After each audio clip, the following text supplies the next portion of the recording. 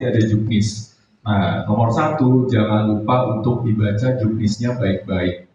Kalau ada technical meeting, datang, catat. Kalau sudah baca juknis, ada yang tidak mengerti atau kurang jelas, ditanyakan di situ, diperjelas di situ, atau konfirmasi di situ. Itu contohnya pernah disampaikan di technical meeting bahwa hindari kata-kata yang sifatnya itu kekerasan atau visualisasi atau ilustrasi dari cerita yang sifatnya itu kekerasan itu. Nah, itu jangan sampai masuk dalam penampilan penutur itu ya. Misalnya ya berarti nggak boleh bawa batu ya, karena itu kan keras ya. Properti batu nggak boleh, makanya kan propertinya bohongan kan, canda. Berarti kan tapi yang maksudnya kekerasan ya. Iya. Contohnya apa yo? Kalau dari cerita-cerita rakyat di Trenggalek yang ada bagian kekerasannya, apa yo? Ya betul, misalnya menyembelih, karena ada yang memberikan ilustrasi menyembelihnya itu seperti apa. Iya. Nah itu jangan. Kemudian ini maaf ya, saya kasih contoh misalnya ada yang hari ini ya diingin. kepalanya. Hari ini diingin. Ya juga boleh, saya nggak boleh melakukan itu, tapi itu nggak boleh. Gitu. Jadi yang harus diingat, tidak semua cerita rakyat itu adalah cerita anak-anak. Jadi untuk didengar oleh anak-anak atau disampaikan kembali oleh anak-anak itu harus ditulis ulang dulu, dipilah mana yang ini memang pantas untuk disampaikan, dituturkan oleh anak untuk mendengar anak gitu. Tapi kalau misalnya untuk kalangan dewasa itu boleh gitu. Jangan takut kalau nanti wah ceritanya kan harusnya lebih begini. Nah ini karena kita harus menyesuaikan dengan kebutuhan cerita, kebutuhan anak-anaknya. Oke, itu yang pertama. Kemudian catatan berikutnya itu adalah kalau diminta untuk memperkenalkan sumber cerita itu akan lebih bagus. Jadi perkenalkan sumber ceritanya dari buku apa. Kemudian ketika anak memperkenalkan bukunya itu akan kelihatan juga dari keseluruhannya apakah dia memahami ceritanya atau tidak, menguasai ceritanya atau sekedar menghafal. Dan menghafalnya itu kelihatan banget dari mikirnya, itu kelihatan banget dari ekspresi, dari kontak mata itu kelihatan. Bagaimana dia nyaman berdiri di panggung, kemudian bercerita sama yang jalan di panggung, memandang penonton atau juri, karena dia menghafal. Kalau aku bisa membayangkan, bisa merasakan, ini mana nih yang beneran baca bukunya atau yang baca naskah, yang beneran menghafal naskah aja sama beneran baca bukunya gitu. Jadi ajak anaknya untuk baca bukunya juga, kemudian diskusikan ceritanya sama anaknya, jadi dia akan mempergunakan kata-katanya sendiri. Jangan selalu biarkan anaknya untuk menghafal naskahnya aja kata demi kata. Tidak apa-apa kalau kata-katanya itu belum bahasa Indonesia yang baik dan benar gitu. Misalnya ada sisipan bahasa pergaulan gitu atau bahasa anak-anak, nggak apa-apa. Tapi ketika itu diceritakan ulang dengan kata-kata sendiri, itu akan menunjukkan bahwa dia menguasai ceritanya. Karena kelihatannya nyaman, lancar gitu, nggak ada jeda mikir gitu. Jadi sumber cerita itu penting dan membaca bukunya itu juga penting. Kalau bukunya nggak ada di sekolah, ajak ke sini ya. Yang berikutnya, hati-hati dengan penggunaan bahasa daerah dalam narasi cerita, dalam dialog, atau ada nyanyian dengan bahasa daerah yang dimasukkan. Karena dalam juknis dari Perpustakaan Nasional itu mencantumkan penggunaan bahasa Indonesia. Bukan berarti tidak boleh, saya bilang hati-hati. Berarti maksudnya gimana? Kalau ada bahasa daerah yang mau dimasukkan ke dalam narasi, dialog, atau ada nyanyian, sampaikan juga artinya. Tapi bukan dijelaskan, diceritakan sesuai dengan narasinya. Jadi misalnya Once upon a time, kan di Trenggalek bahasanya itu ya. Once upon a time, pada suatu hari. Gitu. Jadi langsung dengan nada suara yang sama, dengan ekspresi yang sama. Itu bukan berarti nggak boleh pakai bahasa daerah, boleh. Bahkan itu malah jadi kekuatan. Tapi sertakan terjemahannya dalam bahasa Indonesia itu seperti apa. Itu. Kalau tadi kan hari ini ada beberapa yang nyinden, yang nyanyi pakai bahasa Jawa, itu indah banget. Nah kalau misalnya di Indonesia kan itu mungkin akan nggak ketemu, ketukannya beda, karena kata-katanya beda, karena jumlah jumlah pengucapannya itu akan beda gitu. Nah nggak apa-apa pakai bahasa Indonesianya. Jadi ya misalnya tak lelo ledung itu apa bahasa Indonesia ya? Tak apa? Saya ya kan aneh kan? Ada yang Ada yang diterjemahkan tuh tak sayang. Ada yang pakai itu. Ada kalau digoyang-goyang kan nggak enak ya. Tak ayun gitu kan. Nah itu bisa misalnya nyanyinya gitu. Tak lelo. Udah nyanyi gitu terus tak ayun anakku. Begitu kata sang ibu. Itu boleh. Jadi nggak usah bernada sama, tapi diceritakan dengan nada yang mirip dengan perasaan ketika seorang ibu tuh lagi ngayun anaknya gitu. Ngerti ya? Ngerti? Apa ya? Ya.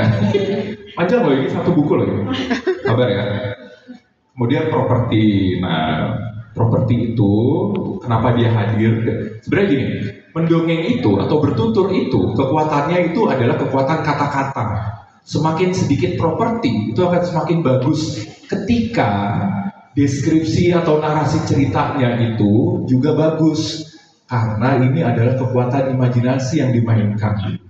Jadi deskripsikan segala sesuatunya, tokohnya, keadaannya, latar belakang waktu, tempat, benda, makhluk lainnya itu dideskripsikan. Tidak harus bawa properti, karena kebanyakan coba lihat, properti ada dipajang, nanti pas bagian itu baru diambil, dikasih lihat, habis itu taruh lagi, udah nggak guna. Nah properti dalam bertutur itu tidak seperti itu. Kalau mau pakai terus dari awal sampai akhir, pasti ada bagian-bagian dia dipergunakan. Itu. Jadi jangan cuma diangkat, habis itu ditaruh. Itu. Nah jadi misalnya gimana? Misalnya tadi ada yang itu apa? Tongkat ya? Tombak ya? Nah tombak bisa jadi tongkat, kemudian jadi senjata. Kemudian misalnya itu adalah petani, dia bisa jadi cangkul di situ. Kemudian bisa jadi apa lagi? Jadi pergunakan selalu, jadi properti itu jadi multifungsi. Kalau nggak ada itu juga nggak apa-apa. Karena selama ini pernah lihat kan, ada yang pegang tongkat tapi nggak ada, dia bisa begini. Atau nggak usah diperagakan juga nggak apa-apa. Kakek itu bungkuk, dia berjalan dengan pelan sekali. Satu langkah demi satu langkah. Tangannya bergetar memegang tongkatnya, karena itu menahan beban tubuhnya. Pelan sekali berjalan. Jadi bercerita pun gak harus tensinya itu tinggi terus.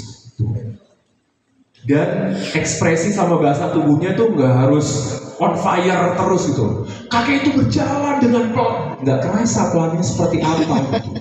Tangannya bergetar, gak usah begini juga kan. Kakek-kakek kan kalau jalan tangannya gak gini juga.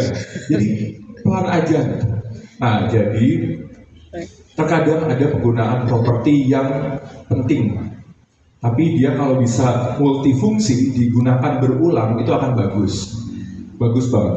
Nanti kalau misalnya lihat tayangan video di Dinas Perpustakaan, tayangan yang kemarin live di YouTube-nya ini selama 3 hari ini, ada yang menggunakan propertinya itu berulang, tidak seperti fungsinya, tapi kemudian dia jadi fungsi yang berbeda. Jadi itu akan jadi ada namanya theater of mind, memainkan imajinasi penontonnya. Oh ini ternyata bisa jadi ini ya, oh ini ternyata bisa. Nah itu yang bagus gitu. Jadi properti harus hati-hati. Kalau cuma sekali ditunjukkan habis sudah selesai, nah itu jadi nggak guna. Jadi jangan pergunakan properti yang sifatnya itu dekoratif gitu. Tapi dia harus multifungsi. Nah kemudian hati-hati dengan pembukaan yang kelamaan. Meskipun misalnya di Juknis ditulis maksimal pembukaan 2 menit, tapi jangan pembukaan 2 menit. Karena ini adalah lomba mendongeng, bukan lomba pembukaan dongeng atau lomba bertutur, bukan lomba pembukaan bertutur. Jadi jangan kelamaan intronya, jangan kelamaan pantunnya. Nah, sekarang gayanya pasti pakai pantun semua, boleh banget. Tapi coba kaitkan pantunnya dengan ceritanya. Jangan kaitkan pantunnya dengan diri sendiri, kaitkan pantunnya hanya untuk menyambut, jangan. Tapi coba kaitin sama itunya. Jadi orang tuh dapat teasernya itu dari situ. Orang akan melihat kalau ini lomba, jurinya akan memperhatikan karena tertarik dari pembukaannya. Itu. Tapi bukan karena seru-seru harus heboh di awal karena pembukaannya. Itu. Manfaatkan waktu, kalau dikasih waktunya 10 menit ya. Manfaatkan 10 menit untuk mendongeng. Tunjukkan kekuatan dari ceritanya itu dari pemanfaatan waktunya itu. Nah, dalam mendongeng, dalam bertutur, yang paling kuat akan menarik perhatian itu apa? Apa ya? Apa? Ekspresi. Saya kumpulin dulu. Apalagi? Apa? Penghayatan. Boleh. Penghayatan tuh keluarnya dari mana? Kelihatan kalau dia menghayati itu dari mana? Ekspresi. Boleh. Apalagi? Kejelasan pengucapan. Artikulasi, kejelasan. Boleh. Apakah kalau saya menjelaskan dengan jelas Anda akan lebih tertarik? Nggak juga kan? Tapi sebenarnya apa? Saya ngomong panjang, apakah Anda mendengarkan karena saya jelas mengucapkannya atau karena apanya? Tatapan mata. Jadi kalau saya diem aja tapi saya menatap itu akan menarik. Apa ya? Jalan cerita. Jalan ceritanya boleh. Jalan ceritanya itu akan jadi menarik karena disampaikannya dengan cara yang seperti apa? Penuh apa? Penjiwaan akan keluarnya kelihatannya di mana? Atraktif.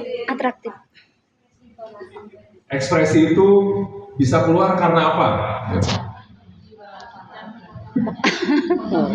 Tokohnya akan kelihatan bagus karena kelihatan apanya?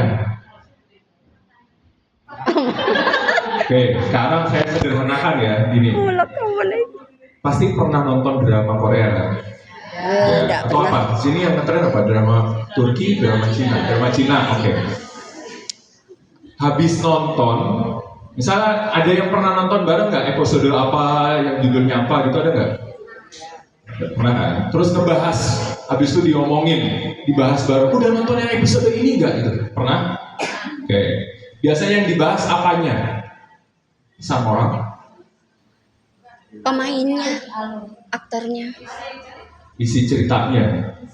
Apa yang membuat itu jadi seru, jadi menarik? Yang bagian paling mananya? Dramatis. Apa aja? Konflik. Ya itu konflik. Konflik itu akan kelihatan karena ada apanya? Misalnya ya ini cerita apa? Mana gajahku? Kamu pinjam loh.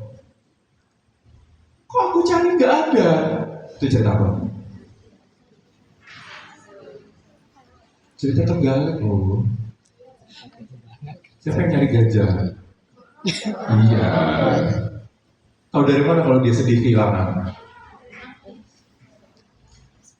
Yang paling seru dalam setiap cerita itu adalah konflik. Tapi di pembukaan itu juga akan jadi menarik. Karena apa? Karena waktunya nggak panjang, saya potong aja ya. Karena ada emosi. Jadi emosi itu kalau sudah dikuasai, udah kenal nih, dia akan keluar di ekspresi. Emosi itu yang akan membentuk intonasi nada suara. Emosi itu yang akan membentuk bahasa tubuh dan gerakan tangan. Jadi gerakan tangan misalnya, tadi ada yang bercerita tertegun. Dia tertegun, tapi tertegun bahasa tubuhnya gini. Dia tertegun. Tertegun tuh nggak ada gini. Itu kaget. Tertegun tuh itu apa? diem dulu baru. Nah, kenapa? Karena ini kalau aku kaget itu beda sama tertegun. Kaget itu, hah, apa tuh? Itu cepat. Istilahnya itu pace. Pace itu kecepatan dalam bercerita. Nah, tertegun itu beda. Sama kalau misalnya tiba-tiba